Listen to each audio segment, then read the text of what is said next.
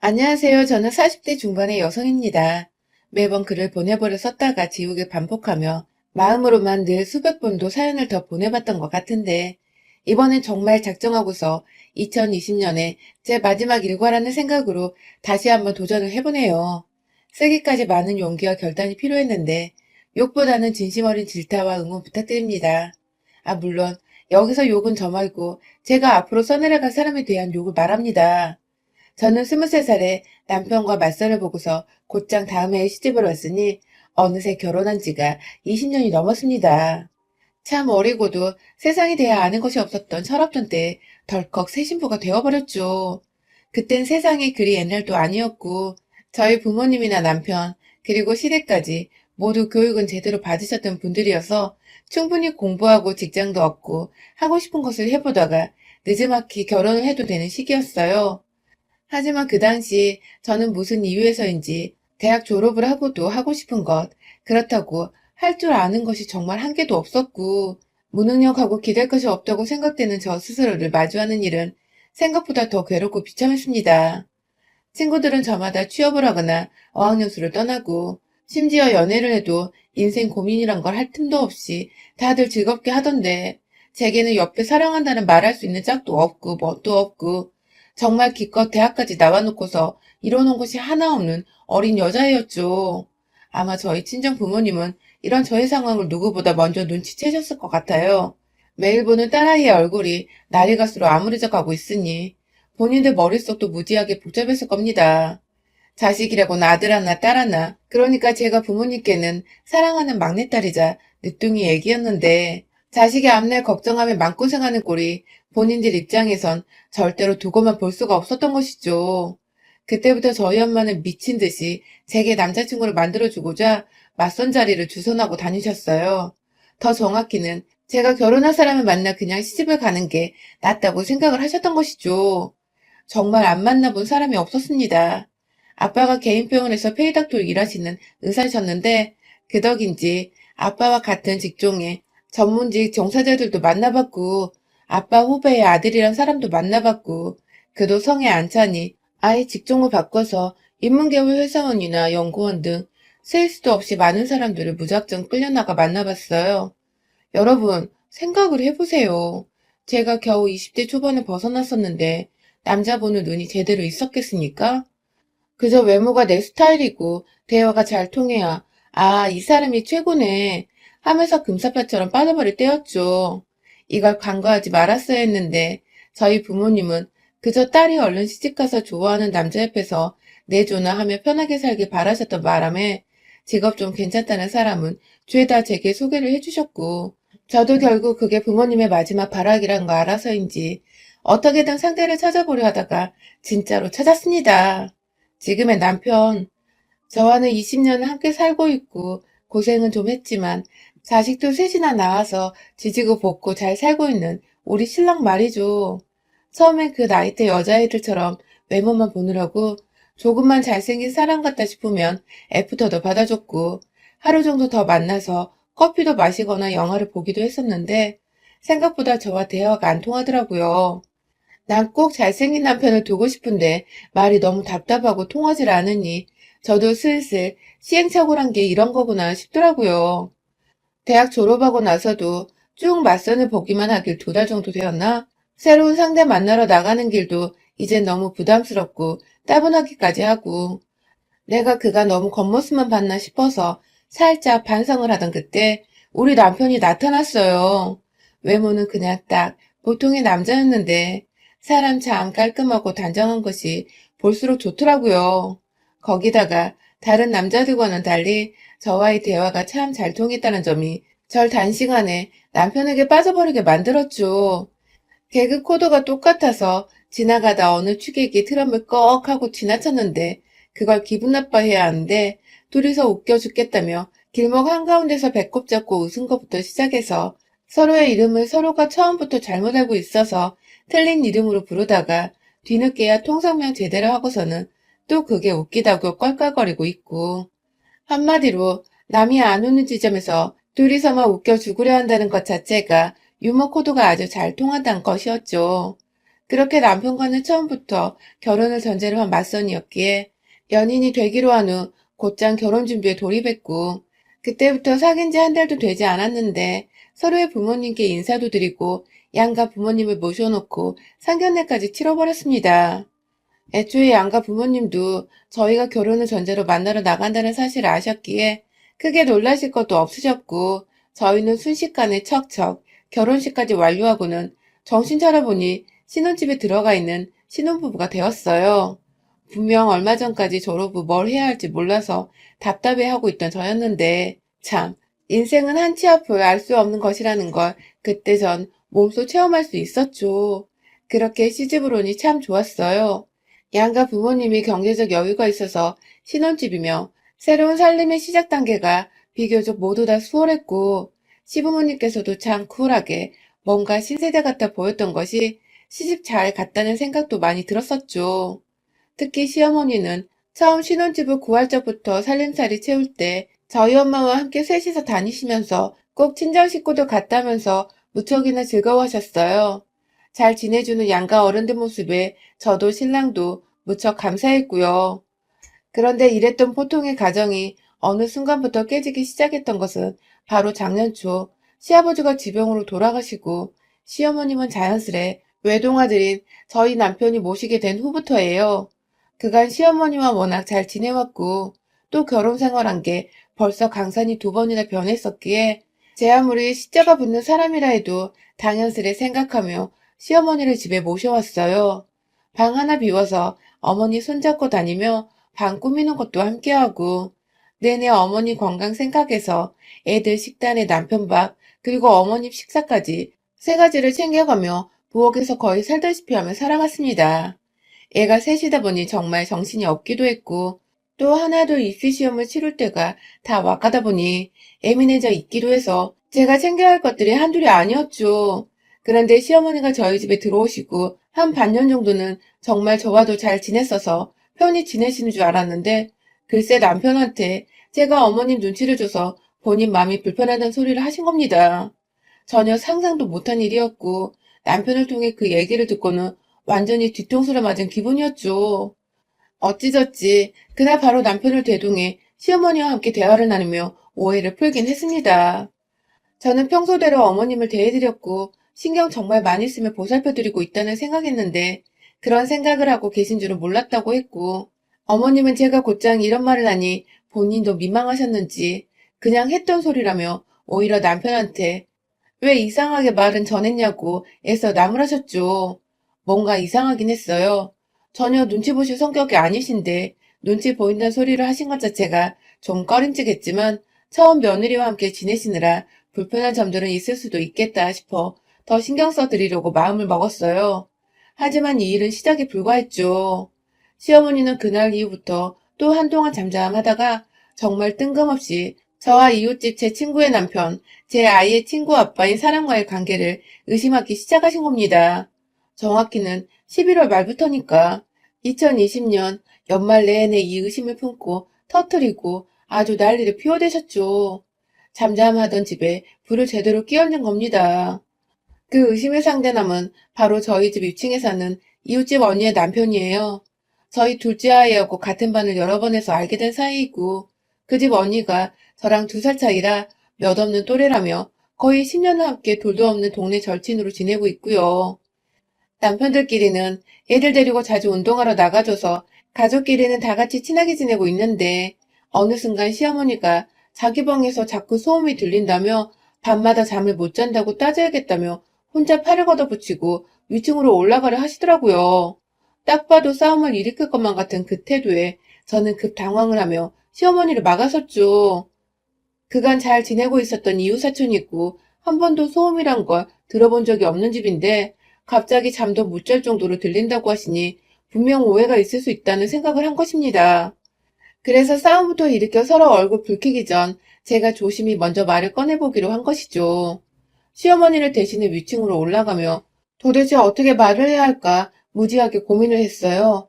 겨우 문을 두드리니 집에서 언니 말고 언니 남편, 제가 늘 편하게 오빠라고 부르는데 오빠가 문을 대신 열어주더라고요. 저도 그 시간에 보니 반가워서 오, 오빠! 하면서 자연스레 집 안으로 들어갔습니다. 안에서 언니가 들어와! 하면서 제 목소리를 알아채고 불러줬거든요. 들어가서는 최대한 기분 안 나쁘게 시어머니 얘기를 하다가 소음 얘기를 꺼냈어요. 그런데 보니 시어머니 방 위층에 위치한 그 방은 아이들 공부방으로 쓰이고 있어서 밤에 소음 내는 게 불가능한 공간이더라고요. 역시나 시어머니가 무작정 오셔서 화부터 내셨더라면 오해가 쌓여 일이 더 커졌겠다 싶어서 마음의 안도감이 불어왔죠.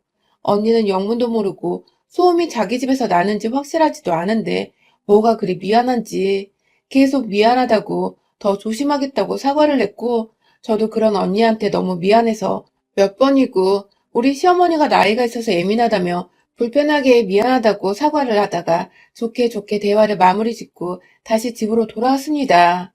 그런데 그날부터 우리 시어머니는 제가 남자 있는 집에 들어가서 한동안 안 나왔다고 그 집 안에서 그 남자랑 무슨 일이 있었는지 모르겠다며 혼자서 미친 사람 마냥 제 불륜을 오해하고서는 막 혼자 모골이 화가 났는지 한참 뚱해 계시다가 결국 그 오해를 혼자 안 풀고 그대로 동네에서 사귄 자기 지인들한테 다 전달을 해버렸더라고요. 단순히 뒷담화를 넘어서 아주 노골적으로 이 소문이 퍼지도록 자기 며느리가 불륜녀가 되는 것을 아랑곳하지 않고 말을 퍼뜨리기 시작했고 결국 이 얘기를 들은 시어머니 친구분들은 또 자기 집에 가서 자기 며느리들한테 퍼뜨리고 그 며느리들은 또 여기저기 자기 아는 사람들한테 말을 전달했을 거고 결국 그 어처구니 없는 소문이 온 아파트 안에 삽시간에 퍼져버렸습니다. 또한 처음 사실과는 다르게 제가 그냥 아파트 안에 어느 유부남과 사귀는 중이라고 집에 와이프 없을 때 안으로 들어가 유부남과 불륜을 저지르는 상간 전문녀라며 조심하라는 그런 어처구니 없는 소문이 정말 집집마다로 다 퍼져버린 것이죠. 정말 순식간에 소문의 당사자, 그것도 애가 셋이나 있는데 불륜의 당사자가 되어버린 이 황당하고 기가 막힌 상황. 더 웃긴 건 전 이 소문의 주인공이 저인 줄도 모르고 그냥 제가 싫어 죽겠는 사람들이 저한테 티 안 내고 어느 미친년이라 돌려 말하며 소문을 전달해 주는데 전 그것도 모르고 혼자 맞장구를 치면서 별 또라이년이네 라고 했답니다. 저를 향해 또라이라고 하니 당시 소문을 전달해 주던 사람들은 얼마나 제가 가소롭고 미웠겠어요. 게다가 장을 보러 가거나 가끔 운동한다고 저녁에 막내 데리고 밖을 나가면 사람들이 인사도 안 받아주고 괜히 저를 한 번씩 더 흘겨보는 것만 같고 마스크를 써서 잘 모르겠지만 사람들 눈에는 제가 완전히 찍혀버린 것만 같았던 너무 기분 나쁜 일들이 연속적으로 일어났어요. 심지어 아파트 앞 마트 사장님은 물건 계산할 때 틱틱 던져가며 바코드를 찍어주시더니 급기야 카드 주란 말도 안 하고 카드를 받아 채가서는 결제를 하고 영수증 달란 말을 하기도 전에 제 영수증을 갈기갈기 찢어버리더니 쓰레기통에 던져버리시더라고요. 제가 황당해서 멀끔멀끔 쳐다보고 있으니 급기야 다음 손님 있는 거 안 보여요? 하면서 화를 덜컥 내버렸어요. 늘 인사를 해주시고 따뜻하게 대해주시던 이웃분이었는데 정말 충격이었어요. 뭔가 단단히 잘못되었다는 생각을 하던 찰나 이 소문은 결국 위층집 언니한테도 퍼지게 되었고 언니는 남편이 바람이 났다고 하니 바로 눈이 뒤집혀서는 그리고 동시에 그 상대가 저라는 소문에 의심의 꼬리를 물고 또 물다가 결국 혼자서는 도저히 안 되겠었는지 저희 집으로 들이닥쳤습니다. 본인도 화로 가득 찬 상태에서 어떻게 제가 그럴 수 있냐고 따져 물으려던 참에 소문을 다 저에게 털어놔 주더라고요. 네가 진짜 내 남편이랑 그렇고 그런 사이냐는 질문은 당연히 처음부터 던졌고요. 언니의 눈에는 의심으로 가득 찬 제 눈물이 내내 고여 있었고 저는 도대체 어떻게 그런 소문이 난지 모르겠다며 마지막으로 언니네 집에 간 게 저번 층간소음으로 찾아간 게 전부인데 어떻게 그러냐며 더군다나 언니네 남편은 맨날 출근하니 집에 있던 날은 그날뿐이지 않냐면서 저도 이 앞뒤가 안 맞는 소문이 도대체 어쩌다 났는지 모르겠다고 너무 억울해서 방방 뛰며 눈물을 흘렸어요. 애가 셋인데 소문 때문에 이제 어떻게 사냐고 애들도 아냐며 애들 생각에 눈물이 도저히 주체가 안 돼서 숨이 넘어갈 정도로 헉헉거리기까지 했네요. 제 얘기를 듣고 제 꼴을 보니 언니도 그제야 아차 싶었는지 그러고 보니 내가 진짜 말도 안 되는 얘기를 너랑 끼워 맞추고 있었다면서 입을 틀어막더라고요.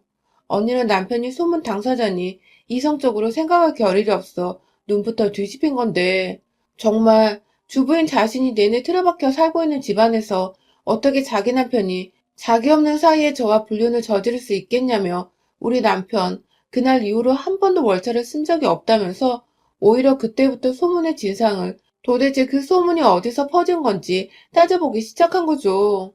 다행히도 소문의 진상은 쉽게 파악이 되었어요.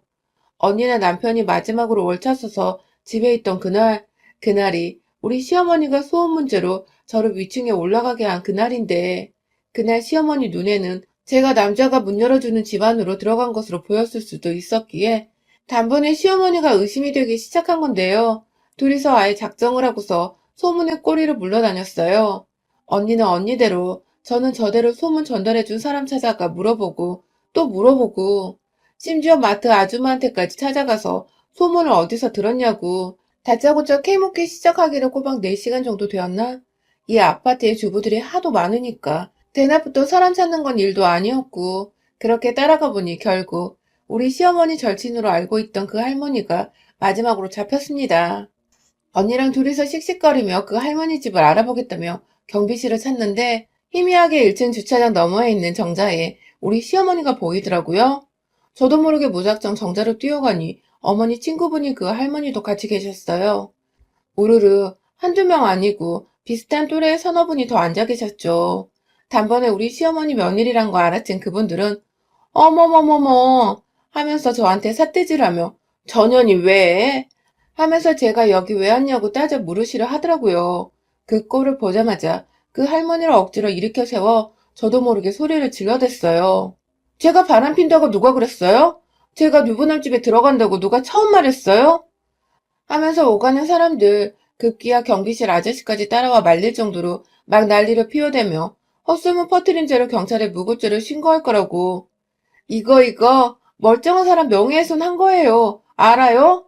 하면서 저도 잘 모르는 법을 들먹이며 경찰이고 고소고 막 험한 말들을 꺼내니 이 노인은 겁을 덜컥 먹고는 몇 번이고 우리 시어머니를 번갈아 쳐다보다 결국 지그시 손가락 하나 치켜들더니 시어머니 가리키면서 그러더라고요. 너희 집에서 나온 소문은 왜 나한테 그래? 하면서 그 말은 다 우리 시어머니한테서 들었다며 결국 이시직고를 한 할머니.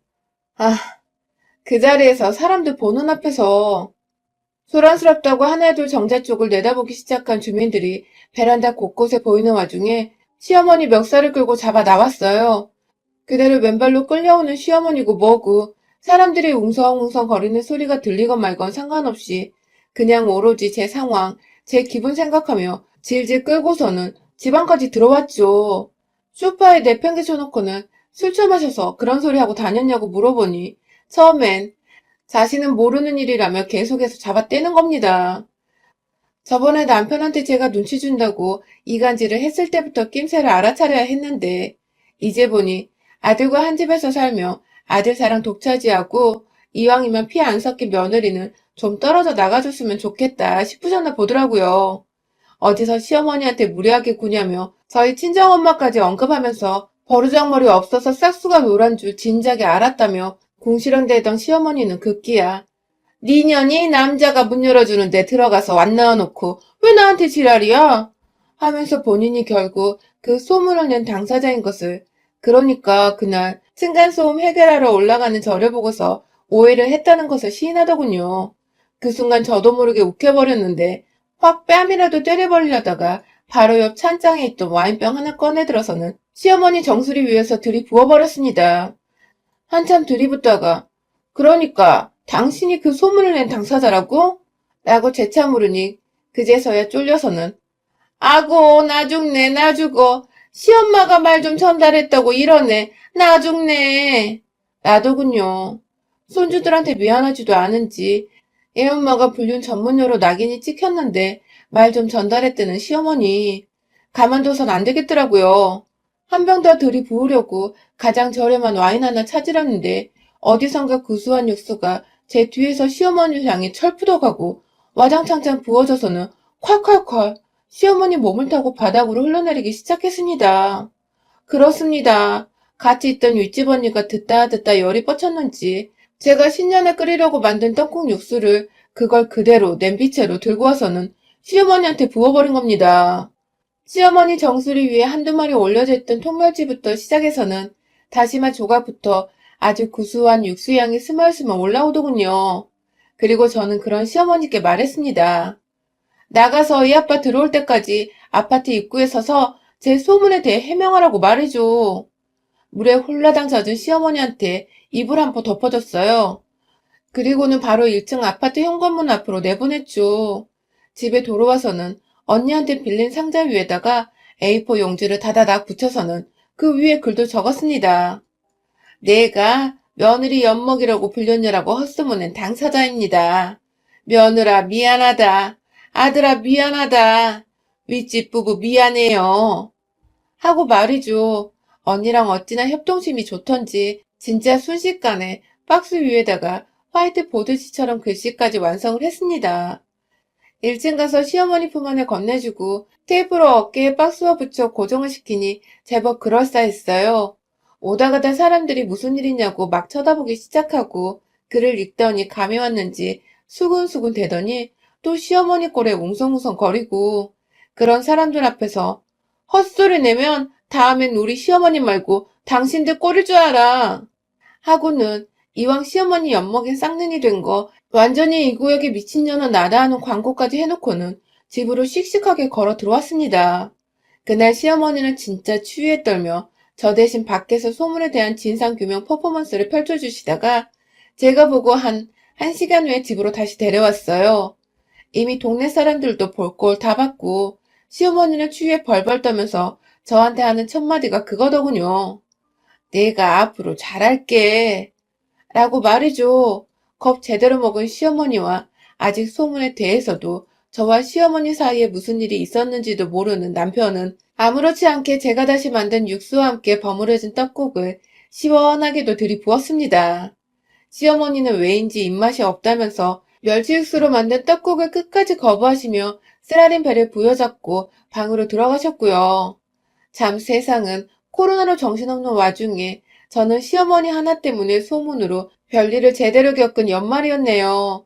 뭐 결론은 소문도 제대로 규명을 하고 시어머니 정신 똑바로 차리게 함과 동시에 동네에 한 번만 더 제 소문 이상하게 내고 다니면 다 가만 안 두겠다고 벼러주기까지 했으니 앞으로 저를 향한 욕 나오는 소문은 절대로 없을 듯 합니다. 아, 물론 저 무섭고 독하단 말들은 괜찮아요. 차라리 그러면 사람들이 무섭다고 함부로 입 밖에 오르내리지 못할 테니까요. 벌써 혀 내두르며 입 꾹 다문 동네 아줌마들이 한둘이 아니랍니다. 무섭다는 소문이 불륜 전문녀라는 소문보다는 정말 100배, 1000배 나으니까요. 여러분의 생각은 댓글로 남겨주세요. 오늘도 시청해주셔서 정말 감사합니다.